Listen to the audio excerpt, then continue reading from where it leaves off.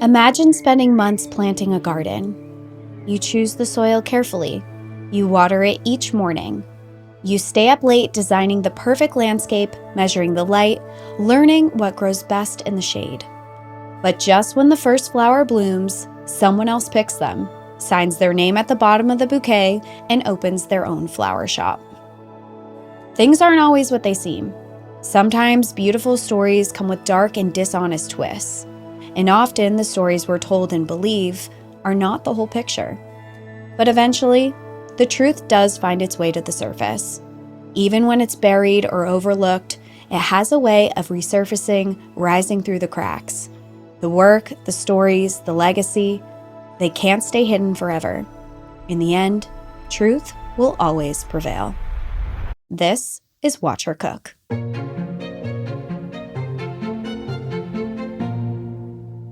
Hello, everyone. I'm Cassie. And I'm Danielle. Welcome back to Watch Her Cook, a podcast dedicated to sharing the incredible lives of women who have taken their power back throughout history. I loved your introduction because you're such a garden girl. I'm trying to be. I'm getting into my garden era. It's funny that you say that because right before we hopped on this recording, my partner, Al and I were both on Pinterest looking at how to design gardens to make them really pretty this year.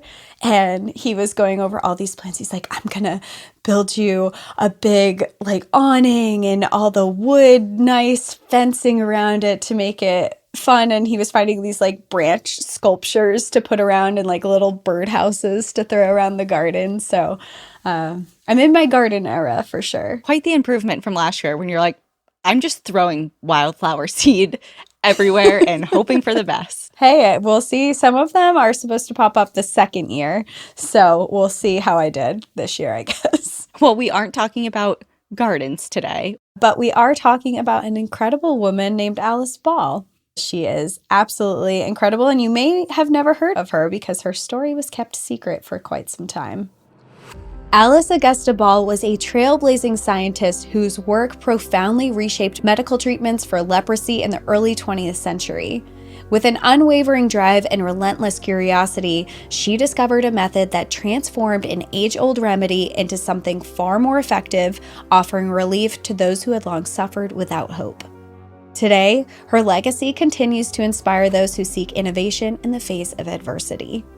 Alice was born on July 24, 1892 in Seattle, Washington to Laura Ball and James Presley Ball, a lawyer, photographer, and editor for The Colored Citizen, a newspaper aimed at serving African American citizens in the U.S.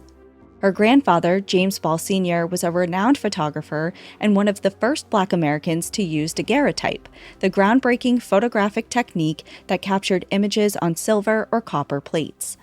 While her family was deeply involved in supporting African American rights and culture, it is alleged that Alice was listed as white on her birth certificate.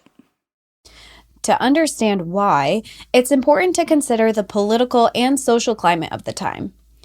The 1880s and 1890s were a deeply challenging time for Black Americans, shaped by racial segregation and economic hardship. The period from 1865 to 1877 was known as Reconstruction, a time when the federal government attempted to rebuild the South and integrate formerly enslaved people into society after the Civil War. During Reconstruction, the 13th, 14th, and 15th Amendments were put into place. This abolished slavery, granted equal protection by law for Black Americans, and granted Black men the right to vote. In addition, organizations like the Freedmen's Bureau, a U.S. government agency, help provide education and economic support to Black communities. However, white Southerners resisted these changes. The Reconstruction came to an end with the Compromise of 1877, a political deal that resolved the disputed 1876 presidential election. In exchange for Republican Rutherford B. Hayes becoming president, federal troops were withdrawn from the South. This allowed white Southern leaders to regain power, dismantle Reconstruction reforms, and enforce Jim Crow laws, ushering in an era of segregation and racial oppression.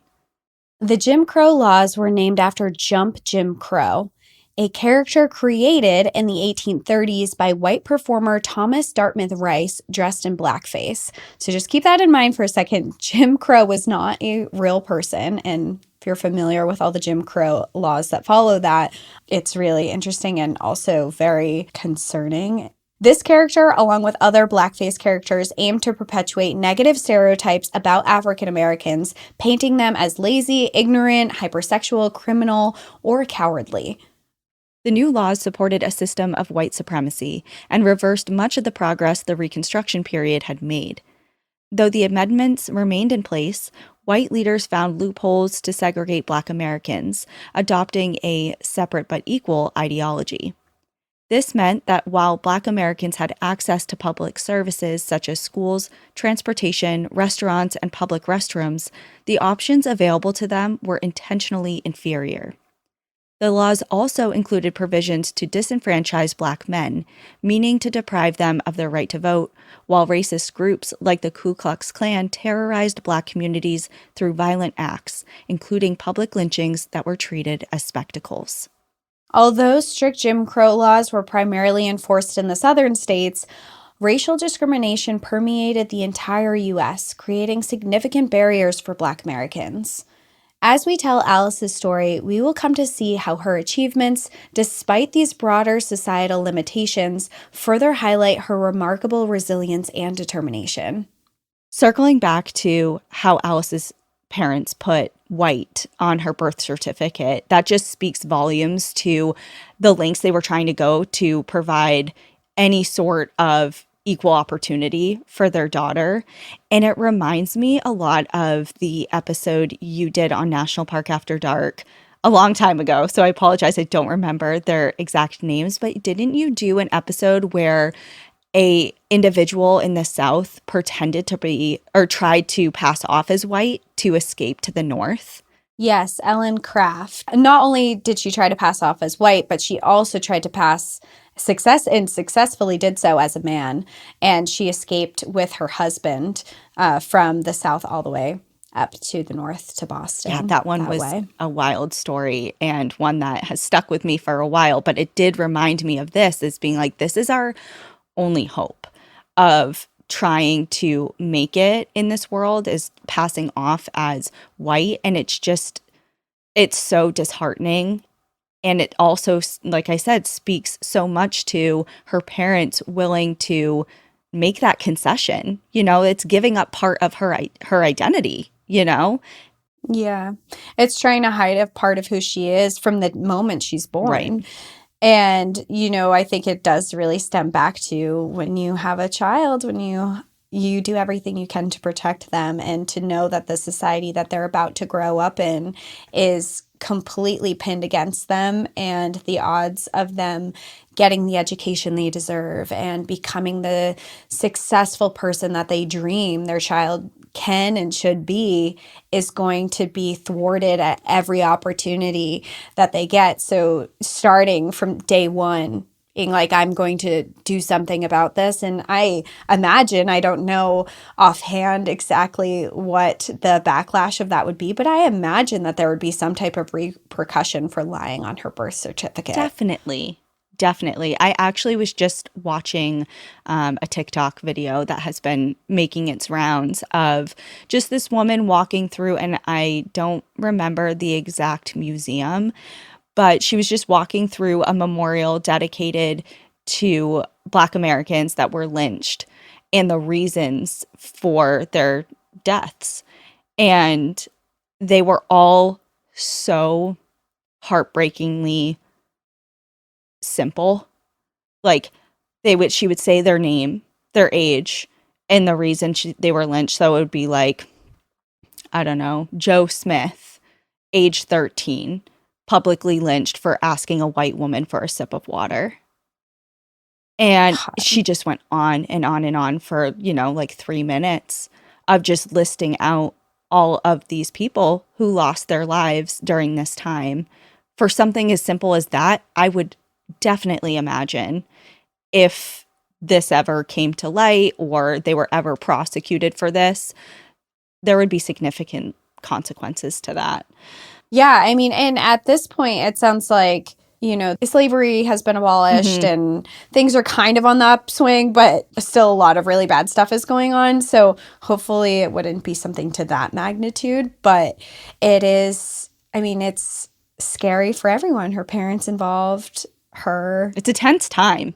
It's a tense time. And then she is also going to have her whole life, her birth certificate's going to have a lie on it too. Yeah. So then she also has to kind of deal with that. And she's going to see from day one that she's had to shy away from a part of herself, which we'll get into her story, but does not stop her from being incredible and accomplishing a lot. Well, let's fast forward. Alice is now 10, and her family relocated from Seattle to Honolulu, hoping that the warmer weather would help ease her grandfather's arthritis. At this time, Black Americans made up only 0.2% of the population in Hawaii. While living there, Alice attended Central Grammar School, where she was described by her classmates as brilliant. However, her grandfather passed away shortly after, and her family moved back to Seattle, where Alice attended high school.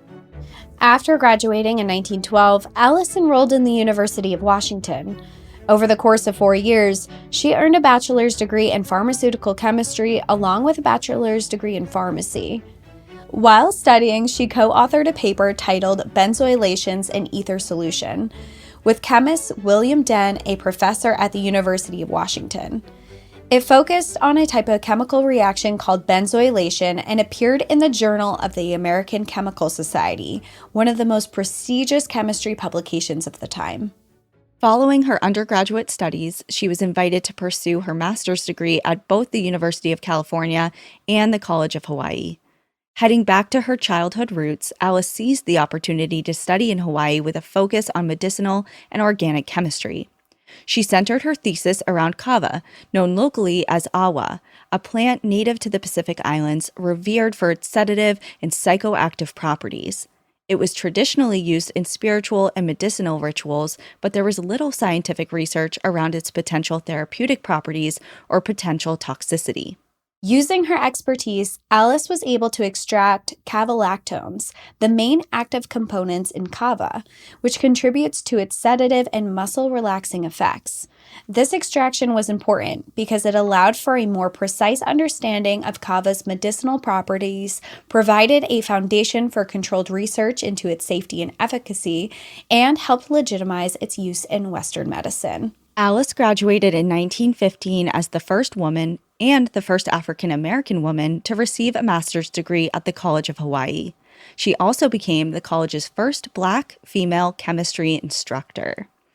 And before we move on, not to derail from Alice's story because she's wonderful, but I learned something in this research, and it has to do with kava. It has provided the missing puzzle piece to a personal story. Okay, now I'm very, very intrigued. You know this story, and you're going to laugh. Do I know your missing piece, though? I don't know, maybe. So, kava. Oh my God, I already know, actually. Yeah, kava. So, I have experienced kava, and I did not do it intentionally, but it was amazing. So years ago, I know we probably have a lot of National Park After Dark listeners who are familiar with my partner Ian, who passed away about 3 years ago now. But a few years before that, we took a trip to the Tampa area, and we were about to go on a ghost tour, as one does. And before we did that, we were just walking around town, and we went into this bar that we were drawn to because it had a very gothic look. It looked spooky and cool, and just That was your vibe. it was my vibe. It was very unique. It was in a really old part of town, and we went upstairs to this bar, and there was this whole separate menu that was not alcohol, but it had this really weird name, and we're like, oh, look at all these teas, and they were serving them in a skull glass. Fun. Like, I gotta get one. I don't even know what these things are, but I'm getting one. Like sold. And the skull thing was the size of an actual human skull, so it was huge, so we shared it. And we went on our way 20 minutes later, went to the ghost store. About 10 minutes into the tour, we look at each other, and we're like, are you feeling what I'm feeling? Because I'm feeling great. I am flying high. And turns out it was kava. And I totally understand now when it says it was used for its psychoactive and sedative properties because I experienced that first time and it was so great. It is a feeling I'll be chasing for the rest of my life. Well, you won't have to chase it too far because now you know exactly what it is. And thank But you, I can never Alice, for your recreate contributions to. a nod to Alice. Thank you, girl. I know it has nothing to do with, she's doing something else. She's doing something for humanity here. That is But arguably for humanity. oh my God. Happiness is important to humanity. God, that was such a good time. Now that I'm like actually thinking about it, I would love to go back there. And I know we asked on National Park After Dark if any listeners knew of that bar because I described it more in detail. And somebody wrote back to us and said, yeah, I know it because I worked there. Oh, wow. Small world. Yeah, I know. That's really Anyways, interesting. back to Alice and her incredible accomplishment of becoming the first African American woman to receive a master's degree at the College of Hawaii. Yeah, incredible. And also, don't forget, she also became the college's first Black female chemistry instructor as well. And she was invited back to do her master's at 2 different places. Which is also incredible. I don't even think I got into 2 undergrad colleges. And I had to ask. No one asked me. No one was like, please come here. Yeah, I was like, can I please come there and I'll pay you everything, I every have and penny I more. have. I'll dedicate the next 30 years to paying you back. Right. On average, you'll have to wait 31 days to see an OBGYN. And if you're dealing with an infection or outbreak, you know you need care fast. That's where WISP comes in. Connect with a U.S. licensed provider online and pick up safe, effective treatment at your local pharmacy that same day. Plus, get birth control and more delivered in all 50 states. Take control with comprehensive sexual and reproductive care, all from your phone. WISP. That's hellowisp.com. The waiting room can wait. Hilton brings you new ways to stay, with experiences that let you capture the glory days. Introducing the Graduate Hotels. Each inspired by local college towns, these stays are always original and never boring. Get in touch with traditions all across the country and enjoy a stay that's a class above the rest. Book at Graduate Hotels with Hilton Honors Points at Hilton.com. It's a win-win. Hilton, for the stay. Well, shortly after, her work caught the attention of Dr. Harry T. Holman, an assistant surgeon at the Leprosy Investigation Station of the U.S. Public Health Service in Hawaii. Leprosy, also known as Hansen's disease, is an infection caused by the bacterium Mycobacterium leprae, affecting a patient's skin, limbs, nose, and upper respiratory tract. In the early stages, the disease manifests as skin lesions and nerve damage, which can result in the loss of sensation in the affected areas. As it progresses, this nerve damage can lead to muscle weakness, deformities, and permanent disability. Hawaii had a dark history of leprosy being deeply misunderstood, feared, and stigmatized since the first cases in the 1830s and 40s. Which you might recognize if you've listened to National Park After Dark, because this is the second time Daniela is explaining this. It is. I think I first discussed this in 2021. I do remember I titled the episode Exile Island, if you're interested, but we did a whole episode on leprosy and what we're about to get into right now. In 1865, King Kamehameha V passed the act to prevent the spread of leprosy, leading to the forced establishment of the Kalaupapa and Kalawao settlements on the Molokai Peninsula, an isolated area surrounded by steep cliffs and treacherous waters. Police were required to arrest anyone they suspected of having the sickness. Those with advanced cases were torn away from their families and forced to relocate to this remote island, where they endured harsh conditions. The policy tore families apart. Some fled, while others hid their loved ones from authorities, terrified they would be taken away and never seen again. In some cases, families disowned sick relatives, driven by the shame the disease carried, even believing it was a punishment for immoral behavior. Others distanced themselves from their own family members, fearing that association would make them targets of suspicion. This actually reminds me a lot of how the US dealt with tuberculosis as well. Yeah. There's so many stories of families and people being shipped off to these weird places. You know, we learned on National Park After Dark, Mammoth Caves was one of them. So they're being sent to underground caves. I did an episode where they were sent off to this small island between rivers in West Virginia, and they're put in different hospitals, and there's a lot of shame around it and a lot of misunderstanding. Well, okay, so now reflecting, we've done 3 episodes on this. We've done the New River Gorge, we've done Kalapapa, and we've Well, that done was Mammoth Caves. tuberculosis. Yeah, huh? but like, oh yeah, that's true. Yeah. I guess We like to talk about diseases I guess we do. and exiles that happen with them. Interesting. I'm learning a lot about us as well as Alice. Yeah, we're reflecting back a lot today.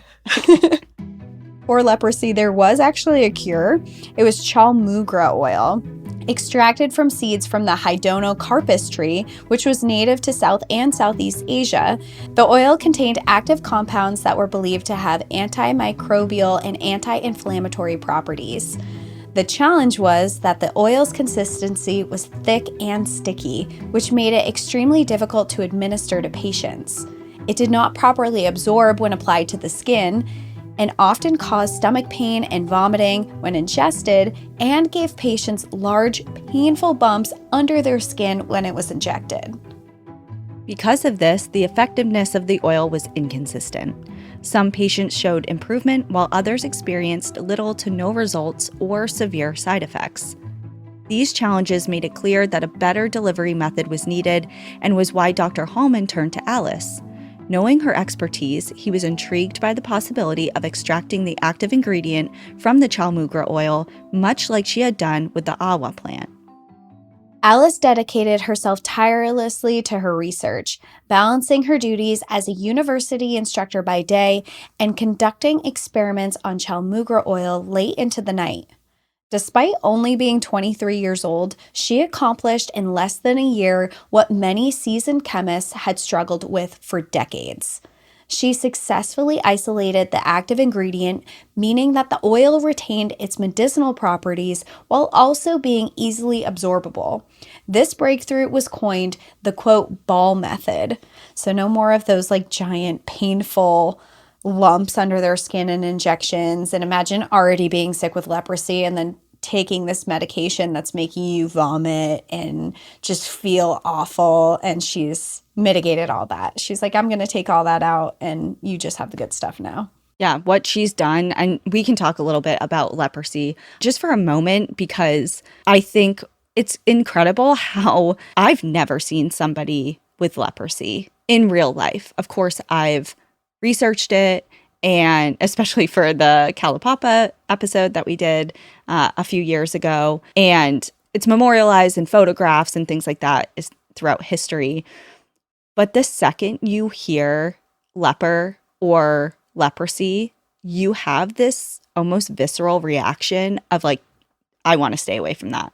Mm-hmm. And we must have learned that somewhere along the line. Well, if you think the phrase that was coined from probably leprosy was like, he was a leper to society. Like he was an outcast almost. Like there's sayings that go around it too. Well, the shunning of people and othering of people who are suffering from this disease, it just feels like it's been throughout history conflated with, you know, avoidance, complete isolation, like I can't ever be near you. And of course, we touched on that a little bit, but I just think it's really interesting to note that even now as a listener or somebody learning about this right now, the reaction your own body has when somebody says, you know, somebody suffering with leprosy, you're almost like, I'm not even involved, but I don't want to be near that. So to know that Alice has created this method that is going to help that and help people that are suffering from this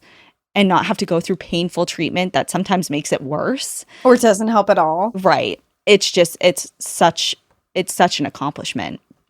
And by 1918, it was reported in the Journal of the American Medical Association that 78 people with leprosy at the Kalihi Hospital who received the treatment were free of lesions and were discharged. And between 1919 to 1923, no new patients were exiled to the settlements on the Molokai Peninsula. Alice's technique was successfully used until an antibiotic was introduced in its place in the 1940s.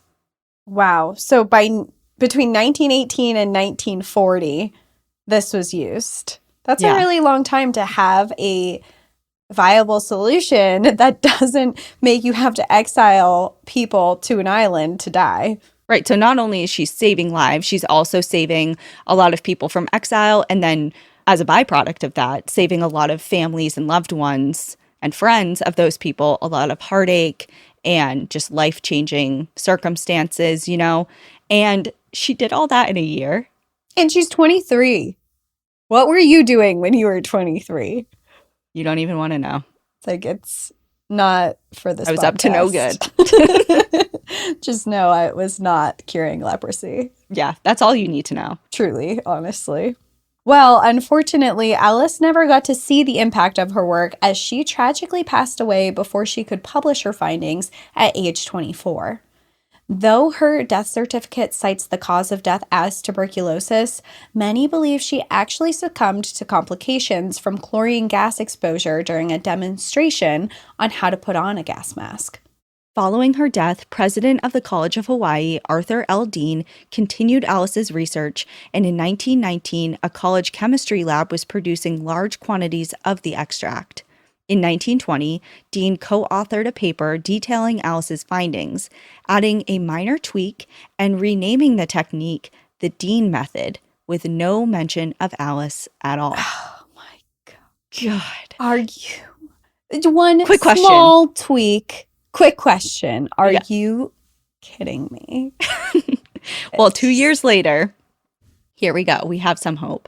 2 years later, Dr. Harry Hallman came to Alice's defense, publishing his own academic journal exclusively calling the treatment the Ball method and rejecting Dean's claims, saying, quote, "I cannot see that there is any improvement whatsoever over original technique as worked out by Miss Ball."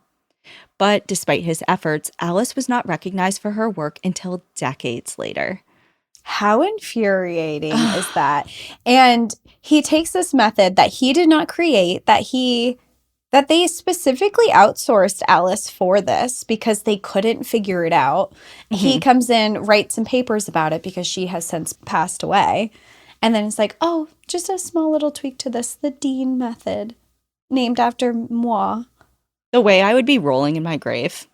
Yeah. Something about somebody taking credit for other people's hard work has always really gotten to me. Yeah, he gives the energy of the person in the group that doesn't do anything in the group project for school, but then stands up and presents to the class. Yeah. Like they did something. Oh, the way that gets me amped up in the most aggressive way. It just, something about it really gets under my skin. And I don't know why that is. I can probably figure that out in therapy, but I could probably guess. Could you? Yeah, I feel like you probably in school, when you were assigned a group project, I feel like you worked really hard on it and you had other people in your group that waited for you to finish. Yeah, I am very type A, and I never half-ass anything. If I'm doing something, no matter what it is, I give my all. So when other people don't and yet somehow get equal or more recognition, it really irritates me. And rightfully so. So I think that's probably, it's a me problem.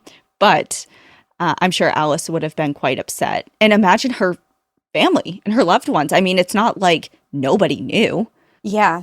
And specifically, you know, if this had happened and she was a white man, this scientist might have been, and we don't know because this isn't what happened, but he probably would have given him credit, you know, and would have cited him as his mentor or something along those lines, you know, but because she had passed away, she was a woman of color, and she was so young, I'm sure added to it too, that he just felt like he could step all over her work and claim it as his own. Yeah, a lot of those factors definitely compiled into something that he felt he could easily bulldoze over. And no one would care and no one would bat an eye at it. Right. But he was wrong because Hallman stepped up for her. He was. And it came out even later in life of more of what she did. This episode is brought to you by Indeed. When your computer breaks, you don't wait for it to magically start working again. You fix the problem. So why wait to hire the people your company desperately needs? Use Indeed's sponsored jobs to hire top talent fast. And even better, you only pay for results. There's no need to wait. Speed up your hiring with a $75 sponsored job credit at Indeed.com/podcast. Terms and conditions apply. This episode is brought to you by Walmart. New beauty is in bloom at Walmart, and it's all about springtime radiance. From Drybar, Tula Skincare, and hundreds more available online, Walmart has the premium brands you want and this season's on-trend products for flawless, glossy hair and hydrated skin. Big name beauty brands? Check. The things you love? Check. Find trending spring beauty and all you need to look and feel gorgeous at Walmart, on app and online. So, in the 1970s, Dr. Catherine Waddell Takara and other professors at the University of Hawaii discovered the records of Alice's research and played an instrumental role in ensuring her achievements were recognized. This sparked a broader movement, and universities, medical historians, and the scientific community also began acknowledging Ball's work and correcting their own historical records.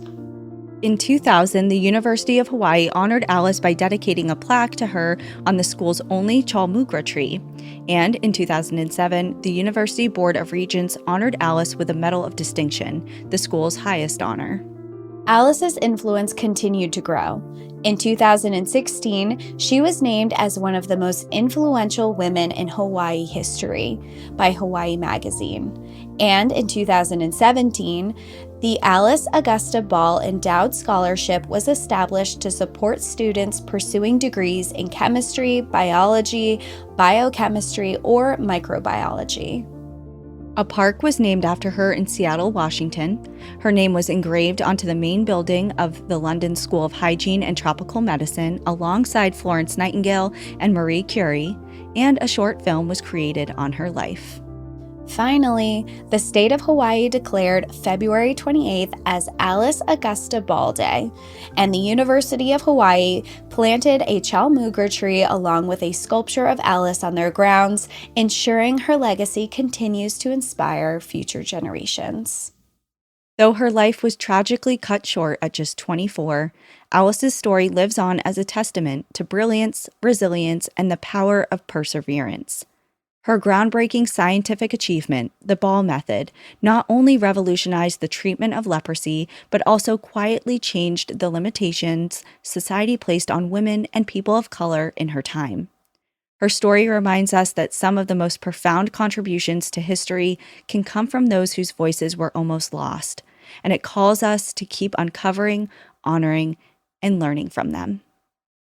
And I love that last sentence that you just said, because I think it's so true that there's so much to learn from history and uncover from history. There's a lot of things, even I just think of things in our own lifetime that we maybe grew up learning as a child but are changing. And the first one that comes to my mind, and I think probably to a lot of people's mind, is Columbus Day and Christopher Columbus, because we grew up learning that Christopher Columbus discovered America, and then that he sat down with all the indigenous people here and they had a great dinner and everything was happy and great.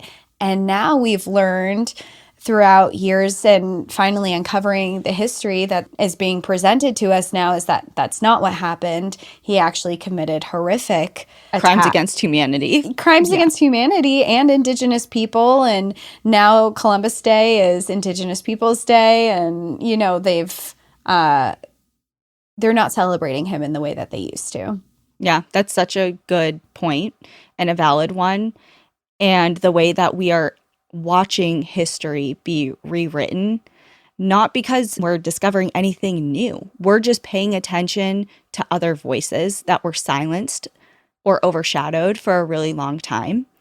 And that changes the narrative, that changes what we know and what we remember when we pay attention to people as a whole versus just the people in power at the time.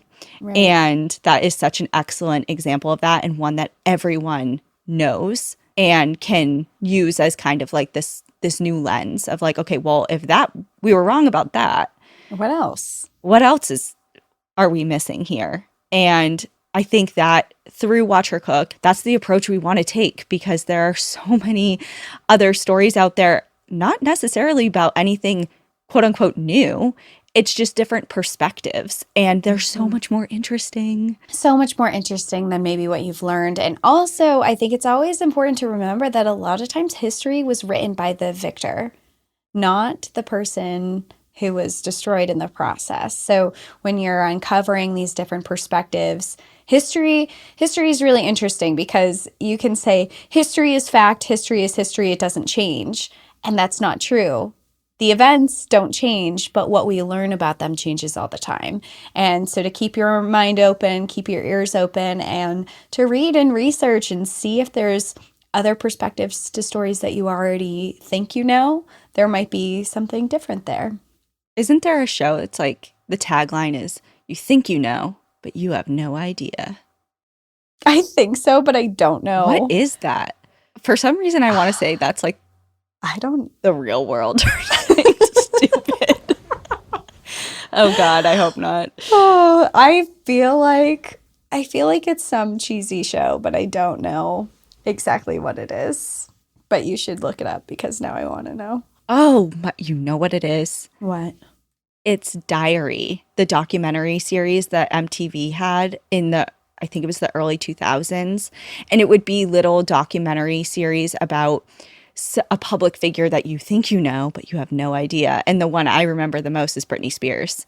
Oh, okay. I do vaguely remember this. Callback. Big time. Wow. That and VH1 were the good old days. They were. What are they? I don't know. Probably not. Well, thank you everyone for hanging out with us this week. This was a really interesting episode that we've been wanting to touch on for a while. So thank you for tuning in to Watch Her Cook. If you're looking to dive a little deeper into Alice's story, we've included some sources for you in the description. Let us know what incredible women's stories you'd like to hear next. And a big shout out to Sick Bird Productions, who produces our podcast and helps bring these stories to life. Don't forget to follow us on Instagram at Watch Her Cook Podcast. Leave a review and subscribe for more inspiring stories. Just a reminder, empowered women empower the world. Now let's go cook. See you on Wednesday.